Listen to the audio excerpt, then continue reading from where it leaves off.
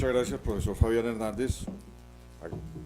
Empiezo por agradecer la amable invitación a expresar algunos puntos de vista.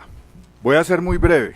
Lo que dijo Luis Fernando Macías con unas palabras que le escuché a la decana Sandra Borda en un programa de esos internacionalistas, unos más internacionalistas que otros, donde decía que la tendencia de las cancillerías en todo el mundo es abrirse un poco. Claro, Macías, así es. Abrirse, dejar que la gente hable. Esa de la diplomacia secreta, eso ya no existe. Pues habrá documentos confidenciales, en fin. Hay que darle la palabra a la gente. Y hay que dejar que la gente hable y la gente se exprese. Yo celebro que la doctora Rojas nos haya dado la buena noticia de que Nicaragua salió muy aburrida. Yo quisiera decir, por lo menos le ganamos una a Nicaragua. Una muy simbólica, porque pues tampoco es que me parezca así, con perdón de la doctora Rojas, sí, de pronto salieron piedros, como se dice coloquialmente.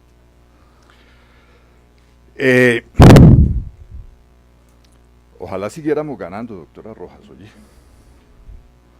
Yo veo que si seguimos en lo mismo, de la misma forma, con los mismos mecanismos y con los mismos, estaba aquí con el doctor Barreto y hay mucho consenso en eso, doctora Rojas, con los mismos, yo creo que ojalá no nos pase lo mismo. Quiero decirlo claramente. Abramos, discutamos con la gente que entiende, con la gente que sabe de esto. Y en esa misma línea quiero decir lo siguiente, poner un punto aquí sobre esta cuestión de las diferencias de los estados.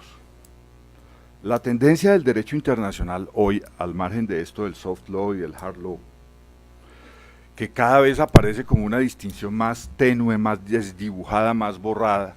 Siempre pongo el ejemplo, imagínese una recomendación de la OIT pidiéndole al Estado colombiano o a cualquiera que proteja a un sindicalista, y que algún funcionario por ahí algo confundido diga, no, eso es soft law, en realidad lo es. No proteja al sindicalista, a ver qué pasa. La responsabilidad del Estado, ¿será soft law? Bueno, dejo ahí el interrogante. Pero yo iba a esto, la tendencia no solamente es a encontrar que ese soft law, si no puede ser en rigor jurídico separado del hard law, pues hay que decir que al menos es complementario, y que en ese sentido, y la Corte Constitucional aquí, muy de avanzada en derechos humanos, ya se ha pronunciado sobre eso, ¿no? Recomendaciones de los consejos, antes la Comisión de Derechos Humanos de las Naciones Unidas, etcétera. Vas a pensar que, como digo, una recomendación pidiendo protección por parte de la UNESCO a un educador, que es soft law. Pero yo decía, hay una tendencia también en el derecho internacional a considerar y a introducir el concepto y la lucha de los comunes, la reivindicación de los comunes. Ojo con eso, es un discurso muy novedoso, aunque no tanto si se mira todos los antecedentes, pero ya hay mucha gente trabajando en esto. Esto viene también del derecho del mar. ¿Será que el mar, los estados pueden decir yo hago aquí lo que me da la gana? Bueno, de pronto por la fuerza sí, pero estamos hablando de cambio climático. Problema de la selva, amazónica particularmente, el problema de la atmósfera, son bienes comunes. Y en ese sentido, de bienes comunes conciernen a toda la humanidad. Y se está generando un proceso de ruptura, yo no digo que para mañana, para el año entrante, ni mucho menos, pero la tendencia, doctor Macías, profesor Cárdenas y todos los aquí presentes, es a que se reivindiquen esos comunes desde el concepto de humanidad y de interés de la humanidad. Eso de pronto nos serviría para romper un poquito esas posiciones radicales negativas como la de Nicaragua. A ver, doctora Rojas, si nos ganamos una hoy. Como está la cosa, yo he asistido a reuniones en la Cancillería.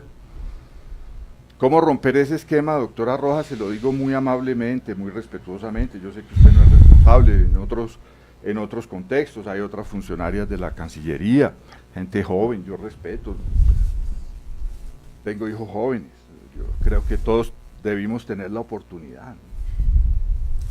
Pero le digo, doctora Rojas, hay que romper ese esquema de la Cancillería de vengan, hablen, carreta. Si usted esa carreta dice algo interesante, tomamos una nota, vemos a ver cómo hacemos. No, hay que abrir esto, doctora Rojas. Y en ese sentido, muy bienvenida la iniciativa y la invitación del profesor Cárdenas, pero no es para que hablemos y nos escuchemos, sino para que nos entendamos. Es decir, superemos el esquema, coincido ahí, es decir, profesor Macías, la formación, sí, la formación, maestro, acuérdese, nuestros profesores, y bueno. Excelente. En fin, muy cordialmente, doctora Rojas, no me vaya a malinterpretar, es por el bien del país, y estoy planteando cosas que son novedosas, que van a venir, se acordarán de mí, de pronto ojalá algunos digan, yo le escuché eso a Regifo, bueno, que se acuerden de mí por algo. Los comunes, reivindicar los comunes, los bienes comunes de la humanidad. El clima no se le puede dejar a China ni a Rusia, ni la atmósfera se le puede dejar a qué sé yo, a Nicaragua, ni el mar tampoco. Tenemos que trabajar desde otros esquemas y desde otras perspectivas. Tal vez para eso le sirva a la Cancillería todo este tipo de eventos.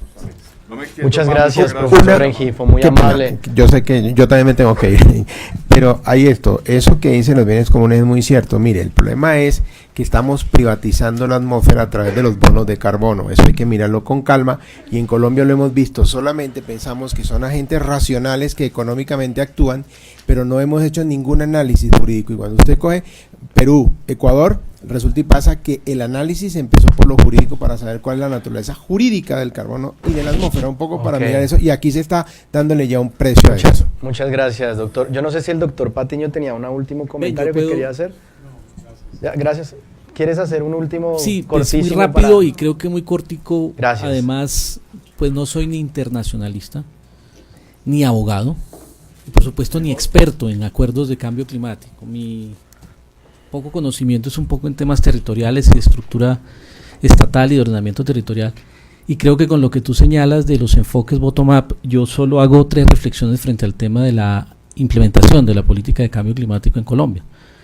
Pues derivado un poco también de las reflexiones que se plantean frente a los 3 temas de París y los temas evidentemente de la agenda de cambio climático sobre mitigación, adaptación y por supuesto también toda la discusión que tenemos hoy sobre la posibilidad de recursos financieros hoy frente al tema. Y eso implica que hoy en día en Colombia se están formulando o se están replanteando o se están revisando o tenemos una cantidad de refritos también de instituciones, esquemas, instancias que vale la pena mirarlo a la luz de esto, pero además de unas coyunturas que están ocurriendo para ver si realmente esos acuerdos tienen una dimensión territorial, que es un poco la preocupación por la que creo yo que estoy aquí. Y en ese sentido, digamos, esas 3 coyunturas tienen que ver con el acuerdo de paz, las reformas específicas al sector ambiente, como bien lo señala la compañera del Sinchi, y por supuesto también todo el tema de los péndulos entre descentralización y centralización que evidentemente en los últimos 15 años hemos visto muy fuertes. Y frente al tema de mitigación, frente a la estructura de la política de cambio climático, es evidente que desde el Ministerio de Ambiente, desde Cancillería, desde el DNP fundamentalmente, pues se han venido trabajando una serie de estrategias nacionales red, estrategias también asociadas a planes sectoriales de cambio climático que se están definiendo con muchos de los ministerios, y muchos de estos instrumentos sectoriales tienen poca participación y bajos elementos que tengan que ver con la discusión territorial, y eso es un punto de partida también. Muchos de esos temas a nivel territorial se están discutiendo, es con una mirada también, pero al interior, up-bottom, al interior del Estado colombiano, sin tener en cuenta directamente los impactos que pueden tener estos temas y estas discusiones sobre nuevas ciudades y políticas. La agricultura también, según los temas evidentes que señalan los informes de la política de cambio climático que está en borrador y todas las discusiones que se ha planteado, aporta más del 50% de emisiones, es el sector que más aporta, y estamos en una discusión también específica de unos acuerdos sin paz, unos acuerdos de paz sin claridades frente al tema de cambio climático y claridades ambientales, y eso implica necesariamente también empezar a mirar una serie de instrumentos que se están discutiendo ahí, la discusión también de la ampliación de la frontera agrícola y otra serie de temas que parecen ser los prioritarios. Sin hablar del tema de adaptación, estamos discutiendo también todo el tema muy de moda, y muy de moda cada que hay una tragedia hablamos del tema, es decir, como lo dice el profesor Gustavo Wilche, somos muy buenos, nos hemos vuelto expertos en rescatar náufragos, pero muy malos, evitando el naufragio. Y eso tiene que ver mucho con la poca mirada territorial a estos temas, no solo, es decir, asociados con cambio climático, pero también con gestión de riesgos. 83% de municipios en el país con posibilidades de revisión y ajuste del POT, pero tenemos 33% de habitantes en el país en zonas de riesgo, 48% en áreas sujetas a riesgos por inundaciones, es decir, fenómenos derivados de cambio climático que implican adaptación, y por supuesto estamos con el desastre de moda. Ayer Mocoa, hoy Manizales, pasado mañana cualquier otro, y seguimos, digamos, con los temas también de acciones remediales muy interesantes que tienen que ver también con una serie de instrumentos. Y eso, digamos, como para plantear también una discusión posterior que no alcanza sobre el tiempo frente a los recursos y las posibilidades reales en un país donde realmente los recursos más dinámicos a nivel territorial son muy pocos y los recursos más dinámicos simplemente se definen desde el nivel nacional. Bueno. Gracias. Era eso.